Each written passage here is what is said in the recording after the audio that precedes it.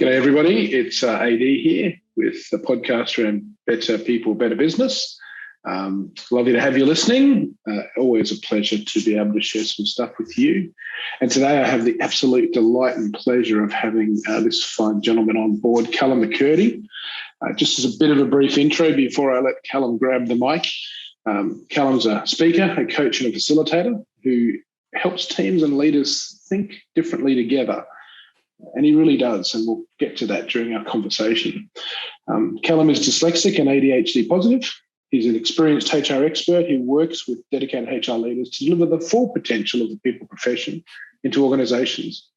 He works with his clients to create radically authentic workplaces, and again, bracket, he really does, by seizing the opportunities brought about by diverse minds and personalities that already exist in teams, and leveraging his HR expertise to coach HR practitioners to lift their performance.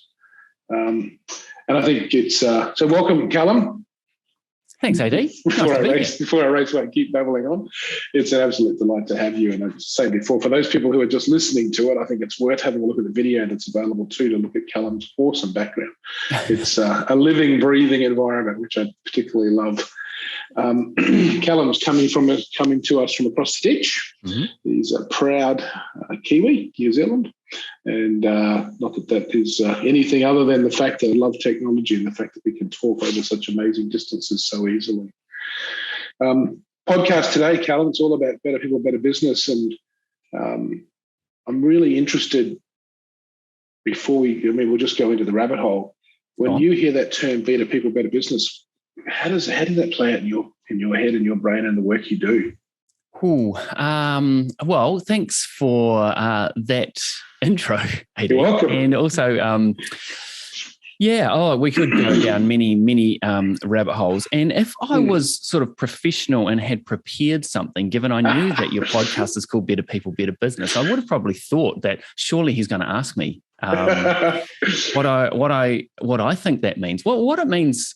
Like, I think ultimately, and I love the way you've put better people before the better business, because the better business can't happen without the better people. Yeah. And I think that the whole concept of better doesn't happen without being better together. So how do we and better, like, this is the thing with people, you get to define what better is, right? And there's probably a double, triple meaning in there in terms of better people, like get some better people into your business, right? But also, how do we be better people together? I think that's the absolute key, and probably that's the nice segue, perhaps, or the link, the bridge to what you mentioned in that really embarrassing intro that you write and you think this is quite profound, and then you hear it read back to you and you go, oh shit, that's easy. But the radically authentic workplaces piece is the better people, better business. I think that's my take on it. And when I say radically authentic, like, it's radical because not many businesses or many leaders or many teams, executives, boards, etc., are taking the approach that I take. And the authenticity piece kind of gets overdone around vulnerability, etc. But there's a real need, in order for people to be better together, we've got to break down some walls, and we need the opportunity for people to be themselves. And of course, the third word in that, the RAW, the workplace, is that it all happens in the workplace. And my take on, I guess, radically authentic workplaces and better people, better business is that we need we need to tackle sort of three particular areas. One is what I call having a catalyst ethos. So how do we serve the people we work with ahead of serving our customers? Because I guess internally the way we treat each other either amplifies or caps how we treat our customers outside or external to the core of the business. Then the next bit is around, also sort of mentioned in your introduction, was thinking differently about different thinking. So how do we harness the power of different thinking? How do we uncover, unlock, and unleash the people who experience the world a wee bit different, who maybe look at and experience a problem a wee bit different so they can actually come up with a different solution. That may be the people who traditionally have been the problem children, have been the challengers, have been the people that others struggle to get along with, but we've called them sort of geniuses. And so we've put up with bad behavior in order to put up with better performance, right? And so how do we harness those sort of people, but also the people who hide and shirk their authenticity because they feel like they don't fit in. They don't know what's going on for them necessarily. They may not have been diagnosed with any sort of neurodivergence because 80% of neurodiverse people are undiagnosed. They don't know what's going on for them. And the third aspect is, how do we grow leaders to be unafraid of leading difference, right? Because I think that's where the bottleneck is in people being better together is lots of managers have interpreted this concept or this idea around recruit for fit to be recruiting people with minds like mine, people that I get, that I understand, similar backgrounds, experiences. We've worked in similar for similar employers, been to the same university, studied the same sort of degrees, that sort of thing. And so I get who they are, as opposed to what would be amazing is if we had managers who looked to explore and expand where in their teams we not only converge, but where we diverge as well, and make good use of that. Because I think some difference and some conflict and debate and some clash is really, really powerful for people to be better at work and ultimately for business to be better. There's a rant. How did that go? That was a lot, and it was good. So I think people will suggest to people that it might be well worth a pause, replay, and have a listen again. There was a lot of gold in that. Very much around the three things. I had the catalyst, the difference, so thinking about the catalytic aspect of serving, and serving team. Yep. If you don't serve your team, the team will never serve the client or the customer terribly well. Yeah. The fact of exploring and engaging with difference in a very different way, and I think that's something I'd love to come back to.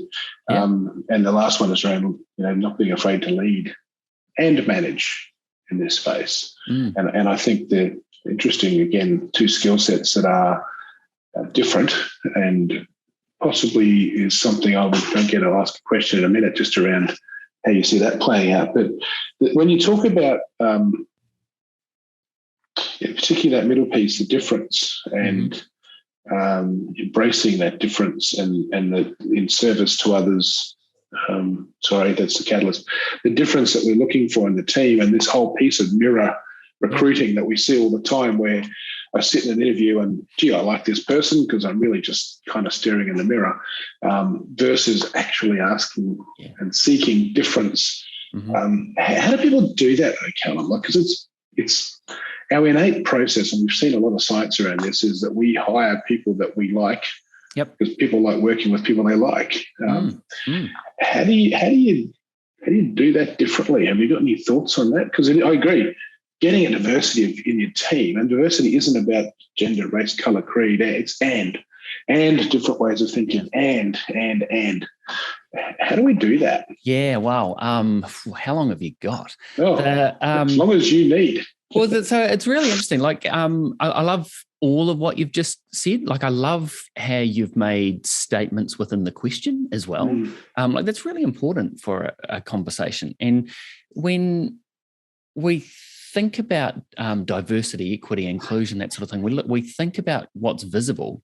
And I'm really interested in what's hidden, like hidden difference, whether that's hidden because of fear, shame, stigma, etc., or it's hidden because it's purely of the mind and almost purely of the heart as well. And I think that's what neurodiversity captures. There are some behaviors, there are some attitudes, there are some ways of expressing your humanity and being a character in the world of work, in the workplace, that actually shows up as being different. However, there's a whole lot of difference which is sort of kept and hidden on the inside. And so my quest is around, how do we bring that out? How do we help people show that they have value to give, but also they can feel of value and be valued and be seen by just simply being who they naturally are, as opposed to tacking on new skills and building up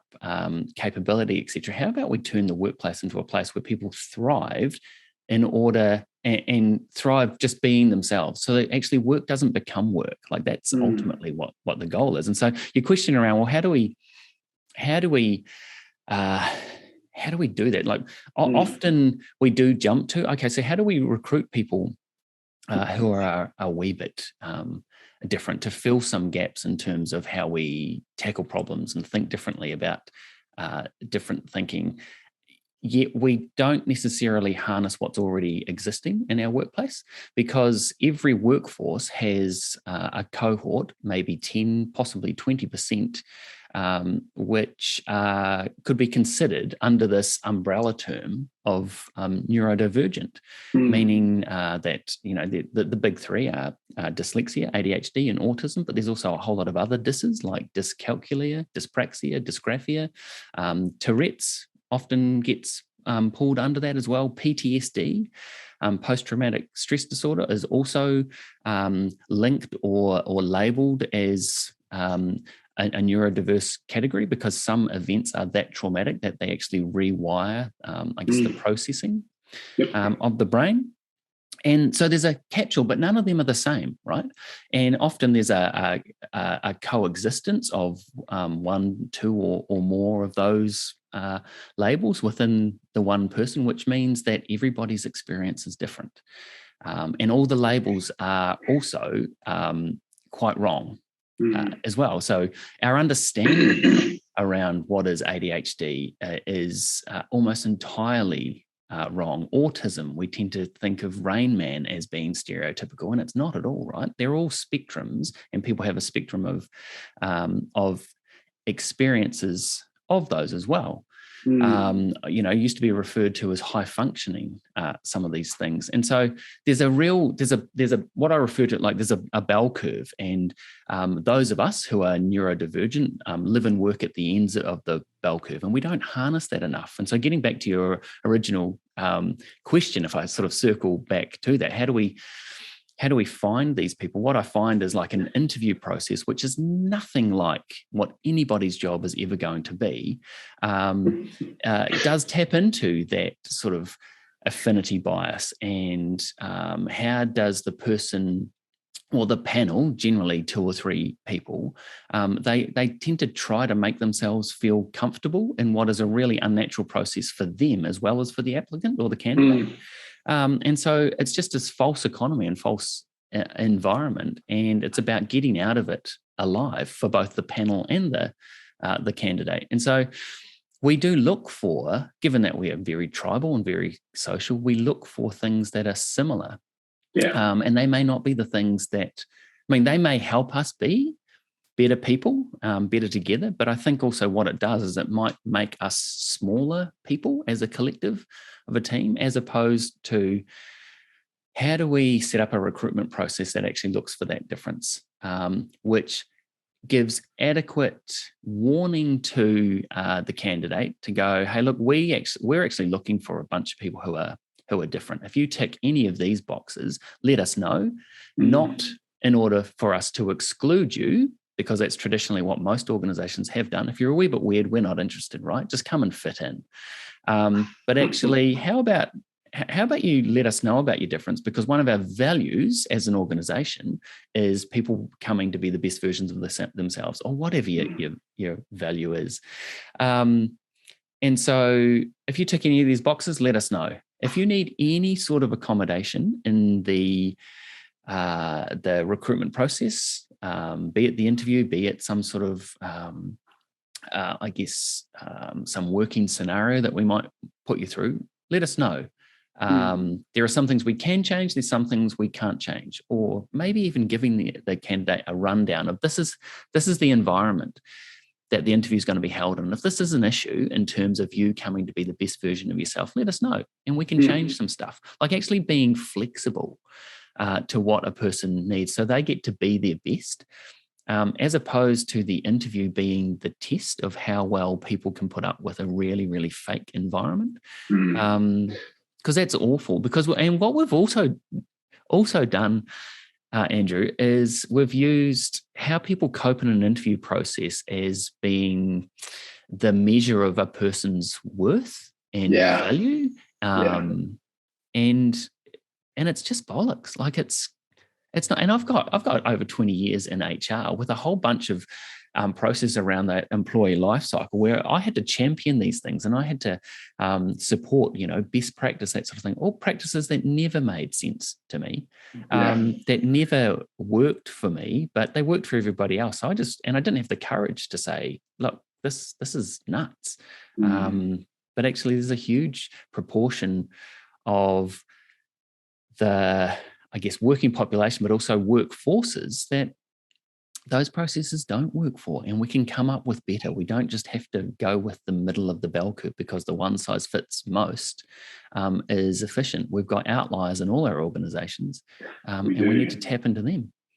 Wow. Yeah, that's good. Thank you, Callum. Huge amount of really a lot of wisdom and insight. And a couple of things that instantly pop into my head to riff with is, go on. Yeah, probably played the frame around recruiting a little bit too much, but I think what I hear inside your conversation is this richness we have seen. I have seen for decades this conversation around diversity, and I think it's great. And I think we've had some really narrow views on that, to be perfectly honest, that are less useful, apart from political agendas, etc. I might step on a landmine here, but it is what it is. On the other side of it is there's this other part of this D collective that hardly ever gets talked about, which is the I. And what I hear in your conversations, this whole piece around, so it's great to have this aspiration for diversity. Again, probably need to understand what that even means, because I think there's a lot of, you're championing the conversation around neurodiversity as a piece that most people get a little more nervous about, although it's a really important part of diversity, as is the others. But the second half of that is, but how do we include? It's great to seek diversity, but how do you include? And it's a really significant thing that I think has been largely missed. And some of the history of my world, the old, in the places I come from, there was another little acronym which was used a lot, HSE, SHE, whatever you want to call it, or OHS. Yep. For years, S was the king of the castle. It was all everyone talked about. There were two other letters with it, but it was always safety. Then environment became a little more important. So E became kind of important. Nowadays, H has started to make a bit of a show as well, but it's taken decades for that to happen. And I think similarly with D&I, we have this D&I frame that we talk to, and largely we've spent decades looking at D pretty poorly, if I'm going to be a little bit honest. And very rarely do I see anyone talking the I. And what I think I hear in your conversation is this whole piece around, how do we do I well and meaningfully for people? And it's that inclusive conversation around, hey, listen, here's a process we have. If it works for you, if there's any issues, give us a hoy, because we're actually actively seeking to have not only access to diversity and the gift of diversity that it can bring, but we need to be mindful of how do we engage with you in a way that's actually useful. And as you said, it's not about wide open slather. Here are some of the boundaries we got, but tell us about how you work inside them or not. Give us, let's be honest. Let's have this honest conversation. And am I hearing that correctly in the frame of what, I know I'm paraphrasing in a different way, but does that resonate? No, I think you really are. No, it's absolutely. So you've extended what I said, I think, AD, because you go, the link between occupational health and safety as it used to be, and diversity, equity, and inclusion, and we tack belonging onto that now as well. It's all around that sort of employee experience, but I guess the bridge across the two of those is around well-being. Mental health is a massive thing, not just because of COVID. However, that sort of exacerbated everything as well. But if you've got So, and also I think underlying all of that as well, if I try and visualize this, we've got all these other diversity categories that we've been trying to tackle for decades, for some of them for centuries, especially around gender and around race and ethnicity, right? Yeah. And we could have solved all those problems. We could have done that. We should have by now, right? And I just fundamentally believe that the powers that be, those that hold the power, people who look like you and I, and notice it's look like, but aren't who we are, right? Because I think there's a whole lot of stuff going on within us that makes us a bit different as well.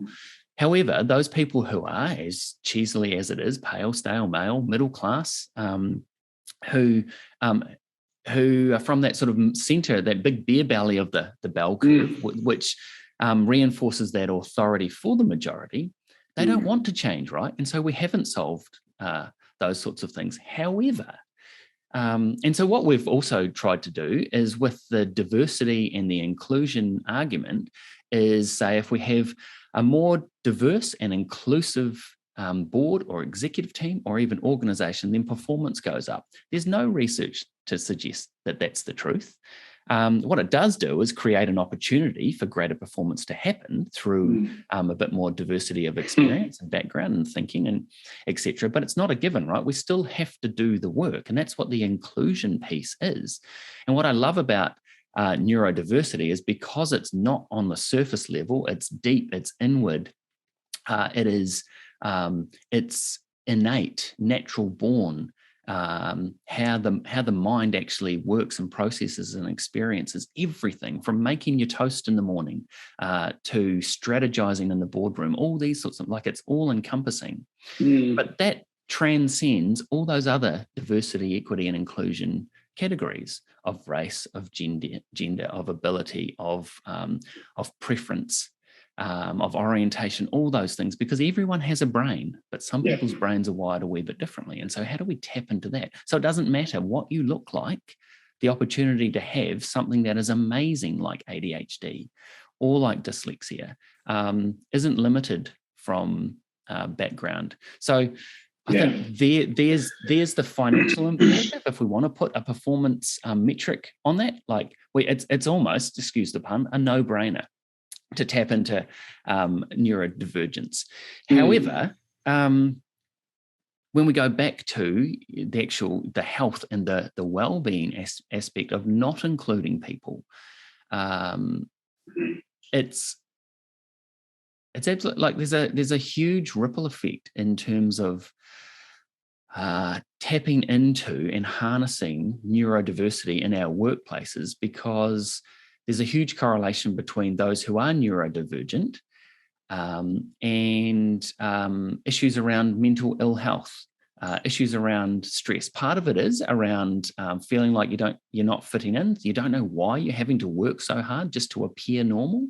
And as a result of the effort and the energy and the emotion that it takes just to get by, sort of through that imposter syndrome, people aren't able to give their best because they're giving a lot of themselves just to keep their head above water, right? And so there's a whole lot of stress and anxiety around that. Now, also, if you couple onto that, some I think quite telling stats, if I can rant for a couple of minutes on, say, ADHD. Please.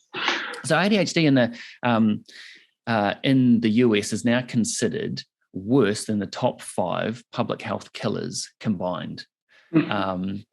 So obesity, diabetes, increased cholesterol, smoking, cardiac disease, all of those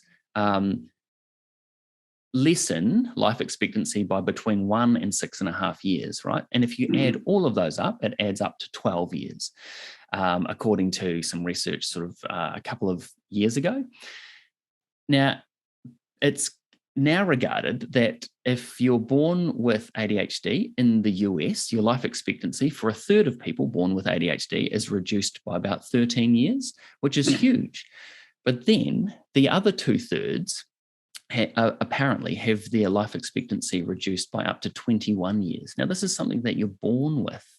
And so you get almost a quarter of a century taken off your life potentially just by being born with something that has always been around. It's not new. And the reason for that is because we're greater risk takers. So we're at greater risk of accidental injury or death, but also we're overrepresented in falling through the cracks in education and employment, overrepresented in the justice and the prison systems, and also we are well overrepresented in suicide stats as well. And the suicide stats tend to be representative of the fact that we struggle to get by in a world that's not designed for minds like mine.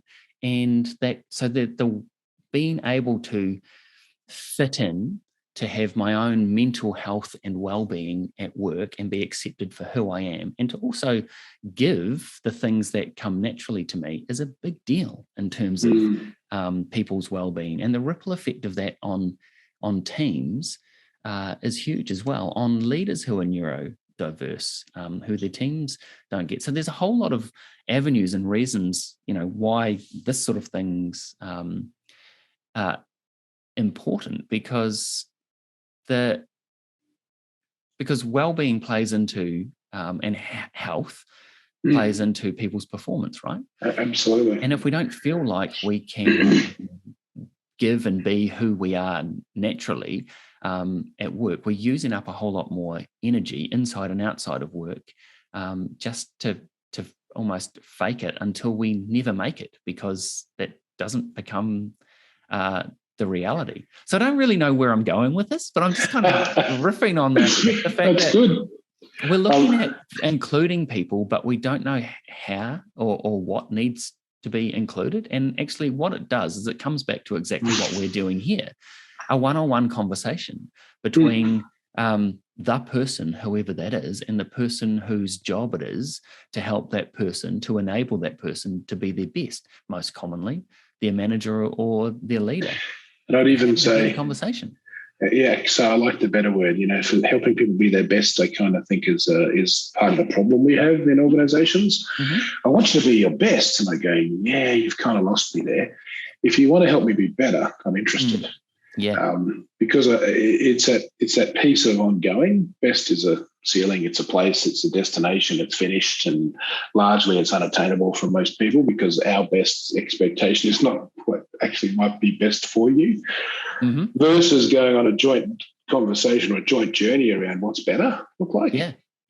So let's talk about what better looks like. What do you need to be more effective and able? What does that mean? Yeah. The conversation is the heart of it. It's that, it's all these words that I think have become a little too popular, but at their heart, they're still amazing words, things like curiosity. Yep. I'm really curious. No, you just ask the question you want to ask. You're not terribly curious at all. But if you are truly curious, mm-hmm. that's fascinating, So when you're working with people, and if you are truly curious, and because curiosity allows space for the other person to show up. Mm-hmm. Like I said, we often use the word curious as a way of saying, I'm about to give you my opinion, but I'm trying to couch it in a nice frame that makes you feel a little bit more warm and fuzzy, but get ready for the dagger. Well, that's right. We say, well, I'm really curious, which actually is interpreted as I don't agree, and here's why. Yes, here's a dagger, versus going, I'm curious. Tell me more about that. I'm really keen to understand and learn because I know I don't know. It's a place of I'm safe with that, and it's a fascinating piece. And the rant. Actually, no, it's real. So this is fascinating because one of the things that I love to do with the teams I work with is to get to stupid. Often what's holding people back is the fear of looking stupid, of, saying something so you look like a dick, or the dumb idea, because what we want is for our idea to be the one that everybody else latches onto and go, this is perfect, right? And that seems to cement our place in the team and being the person with the great ideas. But everyone has stupid ideas. Everyone has dumb questions. Get them out of the way, because the thing is, if you've got people who still leave that meeting, who leave that workshop or that session or whatever it is with that stupid question in mind, that's going to hold them back, right? And not let them get on board. So asking things like, what's the dumbest thing we can do? What's the worst thing we could possibly do? And starting with a really bad idea not only gets the bad ideas out of the way, but it's from the bad ideas and the stupid questions that the best questions and the better ideas come from, because no one has the perfect idea to start with. And like if we're sitting around a table, we need everybody to tear the idea apart, but not tear each other apart. And so how do we do that? Sort of there's a trust element that's in that. But also the person to ask the dumb question, and for everyone else, not everybody, but sometimes lots of people to go, I'm glad that was you, because I've been wanting to ask that as well. Like, to get rid of that in our teams, that fear of looking stupid, where we actually celebrate and go, Alex or Julie asked the dumbest question this week, and here's a prize for that, because it's getting the dumb questions out of the way is the thing that holds a lot of teams back, and that's how we get to better. It's about making better together, as opposed to, and I guess this reinforces your earlier point, trying to be best all the time, because no one's that. No one is. And that's the thing, we kid ourselves, and organizations kid themselves. And organizations nothing more than a lump of people, but they kid themselves about wanting to be best in class or best in the world or best practice is one of my particular people will know who know me, I cringe. It's like, why do you want to be best? It's such a shallow outcome. Why would you not want to be better? Yeah. Oh, it does. And competition is a less useful frame when, again, Simon Sinek's little piece, I think he did well on his, yes, well done, Simon. Andrew said you did well. But, his latest book, The Infinite Game, where he talks about competition being, in my paraphrase, useless and dead, versus having worthy rivals, people that we can aspire with and to. Yeah. Who does it so well? You go, man, that's something I can learn from. Yeah. Not beat, learn from. Yep. It's about better, not best. And in teams, and we think about exactly the frame of this podcast, Better People, Better Business, it's about better people isn't just about getting the best people. It's about, as you said, exploring the people you have or the people you may have or are coming, and understanding the whole person as much as able. And that's the richness. And I loved much earlier you talked about not going there gives you a small team. Going there gives you a much bigger, more expansive, more open team. And it's not necessarily about having, because there's also this other piece for years, and you touched on it beautifully, where if we have more diversity, we'll make more money and we'll be better. You go, or you'll just really drive yourselves nuts and break, because just having diversity isn't the key for better. Or you'll blow your credibility because you're taking a tokenistic approach to, we need more of people from X category to put into our annual report or to tick particular boxes. And those people don't feel valued. They know they're tokenistic. And that's not kind. No. And also there's the, you alluded to it before, Andrew, around, isn't that a definition, possibly a better definition of leadership, is it's your job to help your people, whoever they are, however many they are, wherever they are, to be better, whether that's better humans, better at their work. Like, what do you need to do to help people be better, as opposed to, the best version of themselves, which is what I said before, but I like your take on it. What's the stuff we need to do? How can I help you today be better? Like, we'll get to best sometime maybe, but let's just work on better. What do I need to do? I hope not. and I mean that really honestly. I hope no one gets to best, because, and I have this is just the way my brain works, which is best is a ceiling. Because once you're there, we're done. Work's done, eh? And I kind of think the human experience is the work is never done. Well, best here isn't best somewhere else, right? And so we can strive to be better right here, and we get to best, and then it's time to move on, right? And that's good. Like, if you, I'll always hold that divergent tension with you, Callum, which is that piece around. I have largely removed best from my vocabulary because I just don't think it's helpful. Nice. And I think it's a limit to people. when people are just amazing and have so much potential and so much possibility inside of them, which is what you're talking about as well, with this understanding, taking the time to appreciate and understand neurodiversity, neurodivergence a bit more. And it's not to be, a good corporate wanker. It's meaningful understanding so that you can go, okay, well, who in my world? How about maybe even me? Yeah. Because as you said, there's a whole, what's the percentage of people who are yet 80% undiagnosed. Yeah, and I think there's a lot of people possibly listening who kind of go, yeah, I may be one of those 80%. And cool if you are, and cool if you're not. That's not the point. The point is 100%, exploring and understanding and then unlocking. If you want to have a business that is continually on the path of better, it is all about your people. It is all about taking your people on the path of better. And I love what you just said about, the leader's work is, we talk about this. I want to help bring the best version of you. And I kind of go, I just want to help you continue to be a better version of you. Yeah, nice. That's the nice journey piece, which is, and it also allows people, because best we seem to put in boxes and better we seem to have a slightly more open view of better. Yep. And there's aspects. And I think there is this world, COVID amplified it. We called this out the amplification earlier of mental health and lots of other pieces. But it also amplified the awareness that life is full of all sorts of different things. Yeah. And work is just one of those pieces. And in work, you can't ignore the other elements that sit around that, and everyone's got different frames and what the elements are. But in work, you can't ignore someone's spirituality, their physical side, the different pieces of who they are that all form the unique and wonderful blend that's you. Yep. And a blend that it's almost like the old pot.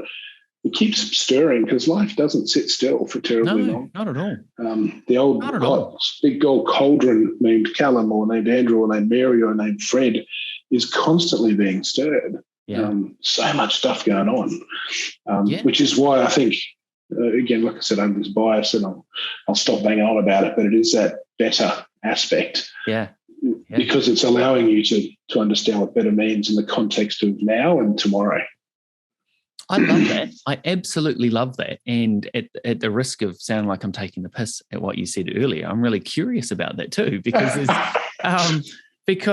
and that's why I refer to my online community as ADHD positive, because it's how do we take not only tick the box, you've been assessed, you've got it, diagnosed with it, but also how do we have a positive mindset around the potential for how we can be better because of, not just with or despite, but because of our ADHD. And I get backlash weekly from other sort of ADHD advocates, people who are sort of dyslexic advocates, because they say what I tend to do is minimize the struggle and the frustration and, the disability that these things have on people. And I don't downplay that. Like I struggle with those things every day. They're real. They're 100% real. However, they're about the system and they're about the way things are set up that I struggle with. They're not about me. I am not broken. I'm not the problem. And I have heaps of potential to be better every day. And that takes my mindset, because what I refuse to do is buy into this is a problem. And we've been held back in our organizations and an education system and need to be fixed. So we need to be fixed, but also you should listen to us, which is exactly what all those other diversity, equity, and inclusion categories have tried to do. And that hasn't worked by pitting them against us. I don't want to do that. It's not about going, all you neurotypicals, you've got a thing to learn because us neurodivergent people look out because we're here to take over. No, we're not. We can't survive without everybody there. And it's about how do we learn and feed off each other so the collective is better. It's not about neurodivergent people are better than neurotypicals. We suck at lots of things. But we can as do neurotypicals. 100%. Everybody does, right? And everybody has the opportunity and potential to be exceptional at some things. Yeah. So let's just harness all of that. That is what better people, better business is. Yeah, spot on. It's how do we make the collective work? And that's the inclusion part. Yeah, and I think it just purely comes down to what do you need to be better, which is, what you've just talked about. You didn't need to have me on this podcast, Andrew. You answered the question yourself. Just asking the question, what do you need to be better today? Yeah. And I definitely did need you on this podcast. The probably thing I didn't say was at the start for people was, I've known Callum for a few years now, and I love the way he thinks, and I love the way he helps me, and I've seen him do it with others too, broaden their thinking and expansiveness. And you do, and that's part of why this conversation is so cool. And when I think about this in a really pragmatic sense, and I love the pragmatic part of me is kind of wrestling with this neurodiverse and neurotypical. And I get the framing, and I know how that can be useful, but I also kind of go, there's no such thing as neurotypical, everybody has a neurodiverse. Yeah. Yeah. And I kind of no one has the same brain. No, and everyone, because it's experiential, it's like you said, it's how you're made, stuff that's happened, how's your brain wired, what's happened to you. And let's be honest, in the back of the mess that's just happened with COVID, if you haven't had a piece of rewiring done, you're probably the exception. Yeah. I think everybody's had a level of rewiring done at some level or some shape, consciously or not. But it is a really interesting, I love that. It's that whole neurodiverse and how you hold the flame up in a positive way, in the sense of ADHD positive. Absolutely, it's the affirmation of the potential. Yeah. And not trying to dismiss any of the challenge or complexity that happens. Not at all. And how do we collectively work toward what's better look like? And I know myself in teams that I've had the opportunity to lead and run, and I'm sure the same with you. Maybe I'm a little bit weird, and happily, proudly so, but there's a piece of... Absolutely. Yeah, thanks, brother. And I'm happy to embrace that. Good weird, though. Like, weird isn't bad. No, it's great. And I always seem to find folk who are just a little bit different, think a bit differently. And it's amazing how they come up with, we collectively, but they particularly, when you give them the space they need, the genius they can bring to the table that I can't. Yeah. And that's the neurodiversity in the sweeping sense, where having a team of people who think differently. And again, I love, it sits above and beyond a lot of the other more politically aligned diversity targets. Neurodiversity sits across it all. It is completely agnostic to who you are, where you've come from, or it doesn't care. It just is. It's a pretty amazing piece, and some great reflection in that. The other bit, I'm going to come back to this because I loved it. I love the frame when you work with things around, hey, let's get to stupid. There's this piece around, which almost flies directly in the face of some of the things that we hear regularly around. There's no such thing as a stupid question. I can see Callum at the front going, bring it out, because the other thing, unless you get what you may think is a stupid question, may be the key that unlocks a series of conversation that leads to a cracking solution. And I think that's the thing. Everyone has a different idea of what stupid is. Like, you might have a genius idea, but you think it's stupid. Yeah. Because you're comparing yourself against past experience with these people, but also what they're doing in the room at the time. So you really kindly before just said you love having conversations with me because I help you to think differently. That's exactly what you do to me, Andrew, right? And so there's no better in this. We become better by having the conversations and getting some stuff out. You say, I help you think differently. Well, you help me think differently. But we probably can't explain necessarily the difference between the impact you have on me and the impact I have on you. And actually, it doesn't matter, because as long as we go away going, shit, that was good, and I feel better. and I've learned something, and I think a bit. I've grown inside of that. Or to use a different word, I've become a bit better. Yeah. Because my understanding, my awareness, my consideration, my thoughtfulness, my understanding and meaning, it's shifted a touch. Yeah. Sometimes there are people we have conversations with, and you have one of them who you go, oh, geez, that was more of the paradigm shift stuff. And you go, that's really interesting. Mm-hmm. But in a way, the more diverse we can have the workforce, the more engaging we can be with that diverse workforce. And again, I'm using this as big an umbrella as I can. The more we as humans will continue to get better. Yeah. And teams will get better, and businesses and lives will get better. I mean, the subtle piece around better people, better business is better life. Yeah. Maybe we should put that little bracket at the end. But if we can help, I think business has this beautiful mandate, and I think it is a mandate and expectation of helping people be better.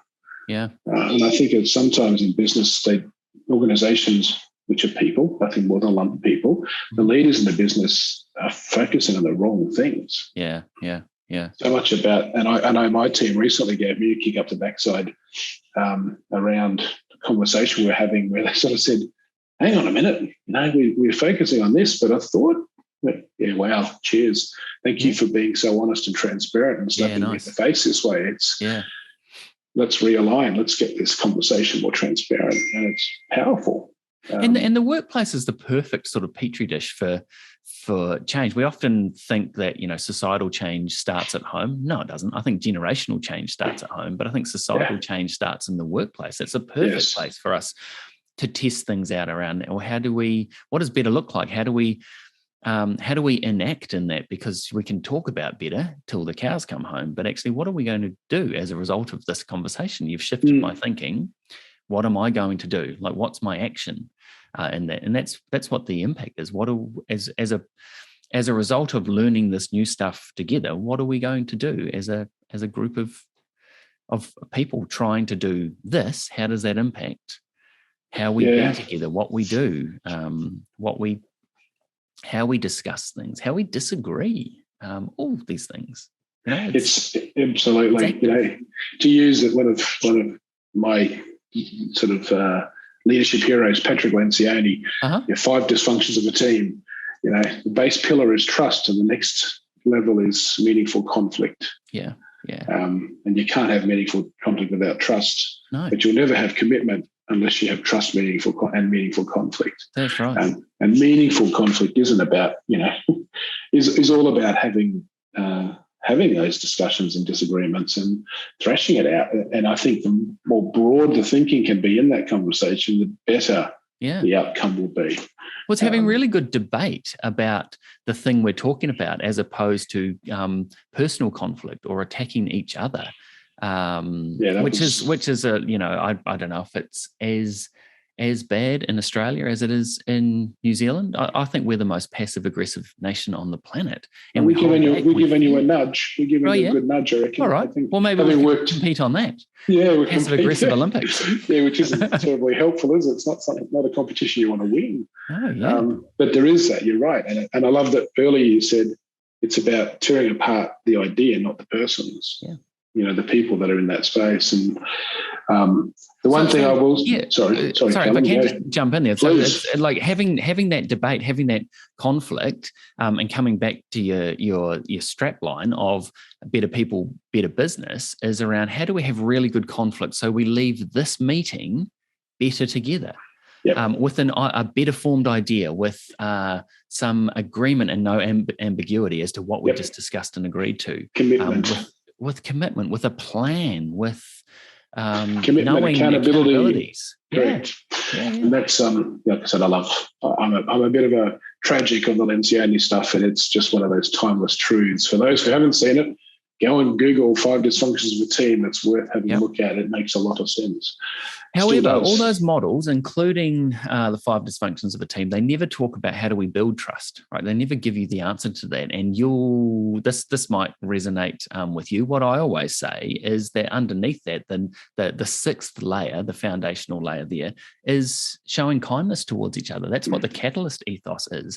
It's around how do we serve each other? How do we be better together, because being unkind erodes trust. Being kind builds trust. Yeah. And it takes a lot less unkindness to erode trust than it does acts of kindness to build that trust. But being kind is so easy, and we forget it in business. It is. Yes, and kindness, and this is again one of our favourite places that we've come to. Kindness is also hard. It isn't all just soft. Oh yeah. So and that's the thing I think. So it is work that is worth doing, and sometimes it is hard work. Yeah. And I don't mean it's hard to be kind, but kindness can be hard. Yeah, definitely. There is a whole piece, and I know I won't bang on about it now, but in my book that I wrote, sitting somewhere on my shelf. Yeah, no, I won't. Again. What's it called, Andrew? I don't really plug it. Create a Shift, but there is a chapter there around kindness. And it's probably, I think it is my favourite chapter, because it was. Yeah, look, I don't think I write it. I just happen to be the person that brought the message forward. But it's this piece that talks about the aspects of kindness. It's not a four-letter word. It's not nice. It's not soft. It's not easy. No. And people often mix nice and kind together. It's not. And I go, oh, please stop, because kind is absolutely amazing and hard. And I won't. But yes, I agree with you fully. Absolutely. Like exiting people from the business could be the kindest thing you can do. Absolutely. It's how you do that as well, right? Yep. So that everybody ends up being better through that process. Yep, fully agree. Spot on. That's just been amazing. And I'll the one thing I will say, and I'll ask you a question in a second, I'll let people get on with their day, and hopefully we've added some value to them. But I know we have. Having Callum here is always adding value. One of the things I do talk about, which is probably another conversation for another day, around I see people as beautiful and broken simultaneously. All of us sit in that space of both beautiful and broken, and neither but both. And if you can come from that place of realizing that that's you too, not everyone, it's everyone. How do I engage in a world that looks like that, where everybody's got it both beautiful and broken at the same time? And that I'll keep doing this, but it's that simultaneous piece. And how do I think about a kindness aspect of that, and how do I think about that in the sense of better people, and the fact that that we are collectively, we are neurodiverse. And there are obviously very specific elements, as Callum shared with us, which are the more the way the world is chosen than others. And the way the world is chosen to create that divergence. And yet, sometimes I think it's the folk who may sit, as you talk about, on the other end of the curve are the obvious ones. The ones who aren't sometimes a little blind to the potential or possibilities or the challenge of. Equally so. So one question, the last question of, if there's one thing you could offer everyone, just to kind of go, hey, as you go out in your day-to-day, here's a thought that will help you stand instead as you move forward today and this week. Is there any one thought or a little collective thought that you might have that might be useful to people? Wow. And no, I didn't warn Callum, so sorry, Callum. No, I wish you did. No, if you had given me some warning, Andrew, I would have overthought this and fretted, and nothing would be good enough. So the first thing that comes to mind for me is that, and I think this speaks to what you were just talking about, because I think it's around, it's not necessarily showing vulnerability, but it's showing your true self. That like a leader that expects other people to be, their whole self, their true self, whoever they are at work, needs to do that themselves. My guidance around that is you're not your past, but you have full right and responsibility and opportunity to create your future, right? So a lot of us are walking around thinking that what got us to here is all we'll ever be. And regardless of age, regardless of career, role, status, anything at all, the opportunity to be better is inside you, and it just takes one little thing. Like what is that one thing that you could even just think about? Don't have to do anything, but what's the one thing you could do today to visualize what a better version of you with whoever you want, even if it's just with yourself. What does that look like? Because I think that's when parents used to say you can be anything you want. Not necessarily true, right? However, it's a hell of a lot more true than it is not true, right? Yeah, absolutely. And so I've got lots of hang-ups about my past. I've got lots of things that I hid for forever, and still working with those things as well, or working on them as well. But those things helped me to get to here, but they are not the things that I necessarily have to take into the future, because I get to choose all of that, and we all do. And so maybe the question is, what do you choose? Who do you choose to be today and this week? I think beautiful. Really good questions to ponder. Yeah, cracking question. If people want to find out a bit more about you and your stuff, so I know you've also got some book or two out there. Yeah. Where can they find out about Callum? Because it is, like, I suspect people will go, gee, I'd like to know a bit more about this guy and what he thinks. Lovely. I'd love anybody to hit me up. LinkedIn is always really easy. I'm always on there. So you can find me, Callum McKirdy, on LinkedIn, or go to my website, callummckirdy.com. Simple as that. All roads sort of lead to there, and I run a bunch of sort of group coaching programs and series of webinars, and building this sort of online community around ADHD positive as well. And so I would love to chat to anybody about that sort of thing if you're interested. And we'll put for those listening or for those watching, we'll put that in the show notes. I think that's the right word I'm supposed to use. So people can click a link and go and find out a bit more about Callum. And he is a cracking individual. And Callum, it's been an absolute delight to be able to talk with you. There's so much more we could talk about, much more. And for people let's do it sometime, Yeah, yes, next. We'll do the next thing. Yeah. And for people who want to go and hear a bit more of the wisdom of this man, like I said, we'll put these links in the notes, and go and have a listen, go and have a look, and please connect and have a conversation. I think having someone like Callum being able to help your organisation, your business, will add a part of this better people, better business to your portfolio and your potential. And I think that's the word that kept echoing as you were talking, was this the latent potential, the potential piece that is less explored when we don't go here. So thank you, Mr. McKirdy. Absolute delight. Oh, it has been a delight. It's been an absolute pleasure. Love chatting with you, and thanks so much for the opportunity. If I can connect with any of your listeners or even help you out, Andrew, any time, hit me up. Thank you. Cheers. Thanks, Callum, and thanks everyone. Have a cracking day, cracking week, cracking month, and as always, reach out if you need. Have a conversation. We're always here to help you do better people, better business.